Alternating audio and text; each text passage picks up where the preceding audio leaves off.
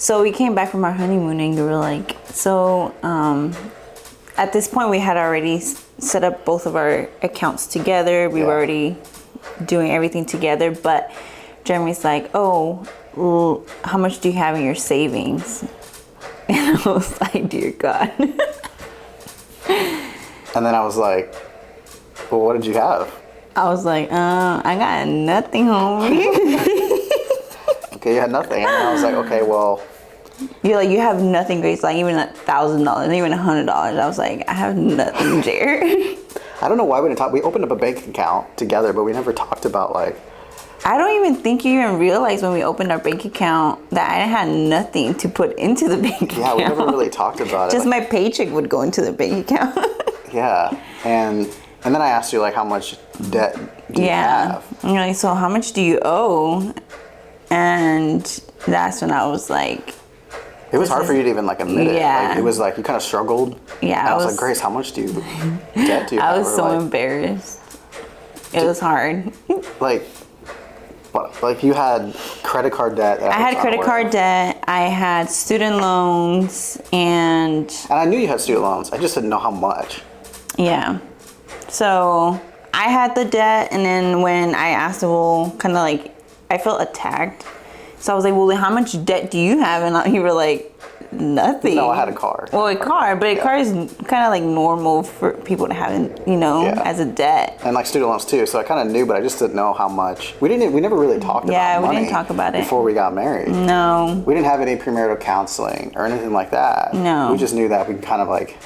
We like just jumped into this. I mean, like, we didn't even talk about marriage much, so I didn't think it was gonna be like super fast. Like, we were dating, and we were dating for like a year before you popped out the question, and you were like, hey, you want to marry me? And you're like in this honeymoon stage, and then you come back to reality and you realize like reality has hit you. And I think like the very first year of marriage was our hardest. Oh, it was so hard. And you know how people say like the first year is the hardest. Like I thought like, okay, whatever. Like it's probably because you're trying to get used to the other person's like habits or whatever. We didn't live with each other before, no, right? And so like we were just trying to understand each other. Like it's literally kind of like two viewpoints, or not really values. We value the same thing, but really two just like habits, and really two how we live, just like kind of colliding. Yeah. And so like the very first year was like a big struggle. It was tough. A lot of friction. So many. And even so like many especially arguments. around money. Yes. And like for you growing up, like what did money kind of like mean to you, or like what was like the very first thought, like money? Like where did that come? Well, like my parents weren't like huge spenders, but they didn't have credit cards, nothing like that. And my dad actually always told us, like, you need to think about the future. You need to think about, like, when you get married, you have to have money, all this bunch of stuff. But I just didn't really think that I was going to get married. Like, I don't know. It just didn't hit me until I met Jeremy and things were getting serious. But even then, it didn't hit me until we actually came back from my honeymoon and I realized I had no money in the bank account to, like, invest into our marriage, or like Jeremy had money saved up and he didn't have debt. He only had his car. That's debt. Well, yeah, but it's like $20,000 that's debt. But it wasn't like credit cards or anything like that. It wasn't something foolish. And every time Jeremy asked me, okay, like when he asked me like, okay, we're gonna have to sit down and like talk about what you owe and everything, I felt so embarrassed and so humiliated that I would just like. You never told me. You lied to me, pretty much. Like, because I think I did ask you before, like, you told me you had the student loans, but you never told me about the credit card debt. Like, you hid that from me. Yeah, I hid it from Jeremy. Until the day we got back from after we were, like, having the most amazing time. I could never leave you at that moment. I know. You were stuck with me. I was like, this homie's not leaving me. But. And I think that's where I really got hurt. Like, because it's like, I was like, Grace, okay, you didn't tell me you had you had nothing in your savings. Yeah. And I was like, okay, so like, be honest with me. Like, how much debt do you have? What do you actually have? And I think you were telling me, like, you were working on it. Like, you were working on paying out before you got married. It's just, it wasn't all complete by the time you married me. And you were hoping that I was hoping that I would be done paying it by the time we got married, but I didn't realize how much debt I actually had. Yeah.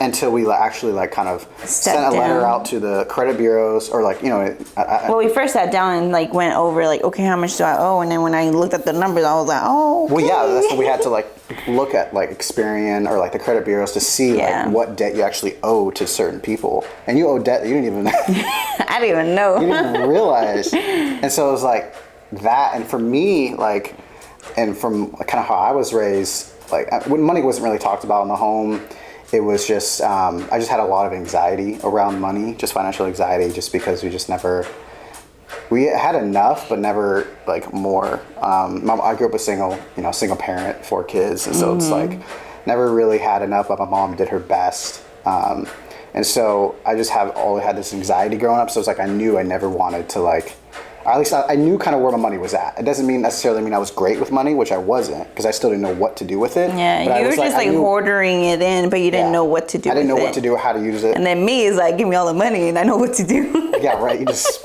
blow it and spend it however you want to. Yeah. I just remember you had to like a Nordstrom credit card. I had a Nordstrom, Victoria. Yeah, every single like retail store. So how do we resolve this? I think as we were kind of like, we started diving into like different marriage books and different things like that.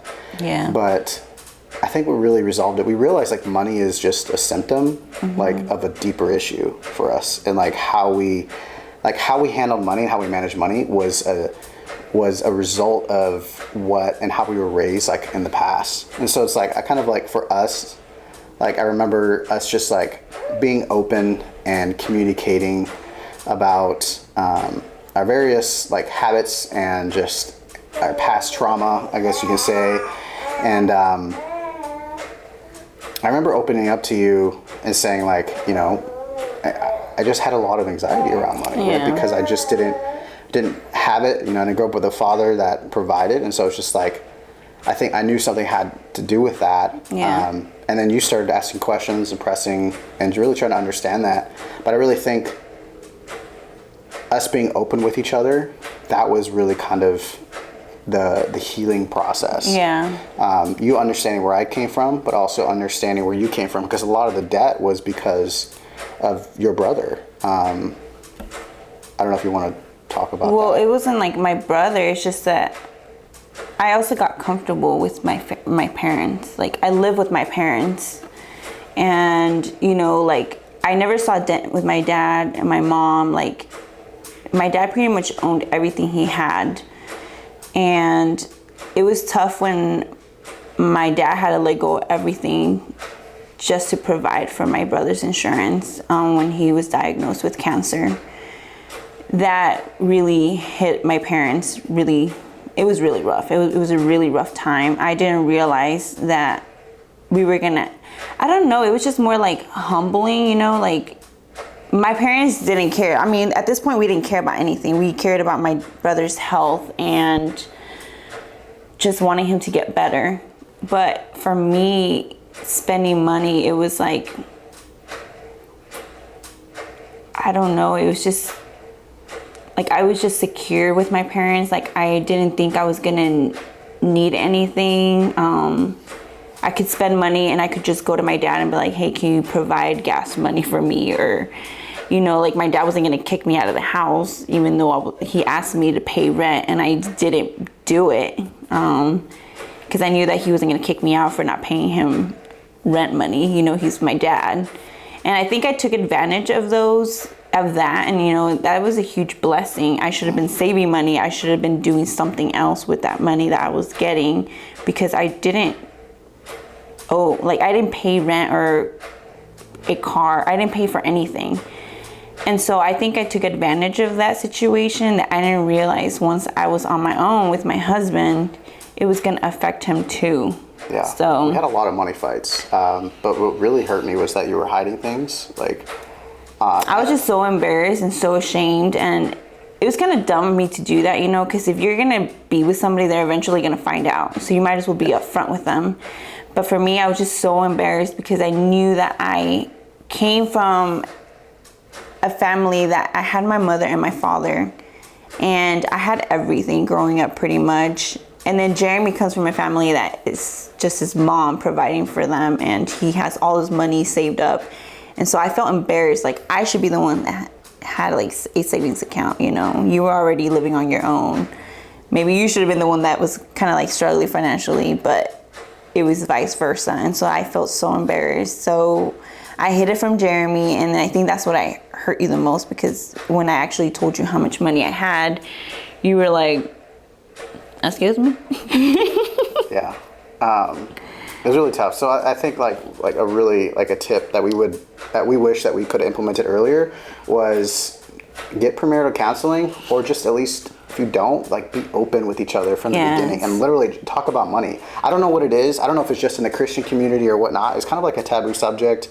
There's no, I don't know, there's no money pastor. There's no like, there's nobody, I feel like. To guide you with like your money. Yeah, your finances in your marriage. But even just like maybe as you're getting ready for marriage or as you're single, like I don't really see a lot of that in the church. And I think that's why we were kind of drawn to Dave Ramsey, because he was a Christian and he taught from a biblical perspective. And so I'd recommend, like if you're getting married, or maybe just if you're just by yourself, like just be open with yourself, be honest with yourself or with your spouse or with your girlfriend, fiance. Be open and honest with how you view money. Yeah. You know, it's like what is it? The very first thing that pops in your mind when you hear the word money? Is it anxiety? Is it freedom? Is it opportunity? Is it, you know what I mean? Like really identify what is it that is it scarcity? You know what I mean? There's abundance. Like really identify what that word means, and really just like dig deep and ask the hard questions to yourself and to your spouse. Yeah.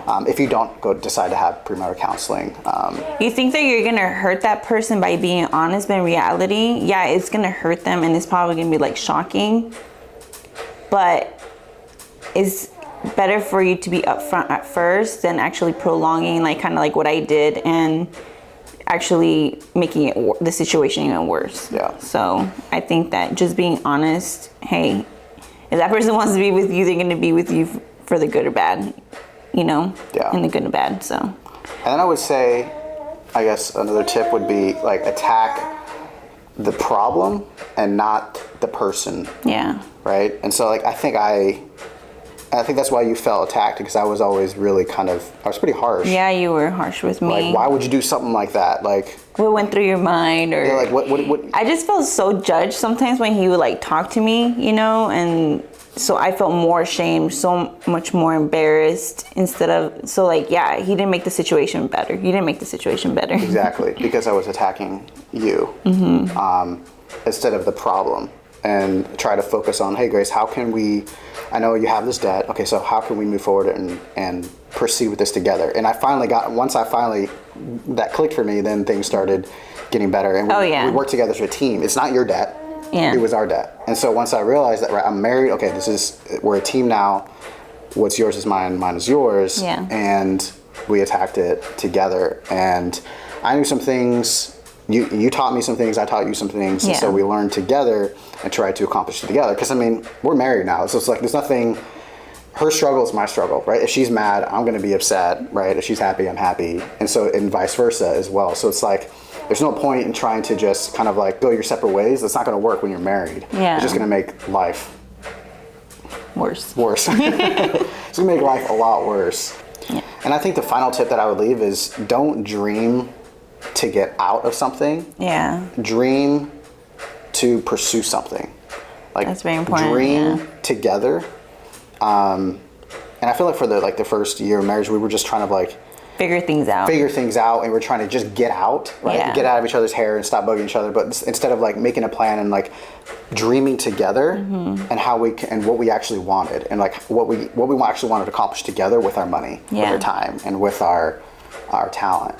And so we finally discovered this. I think it was the second year of marriage. And so there's a process that we went through that really helped us.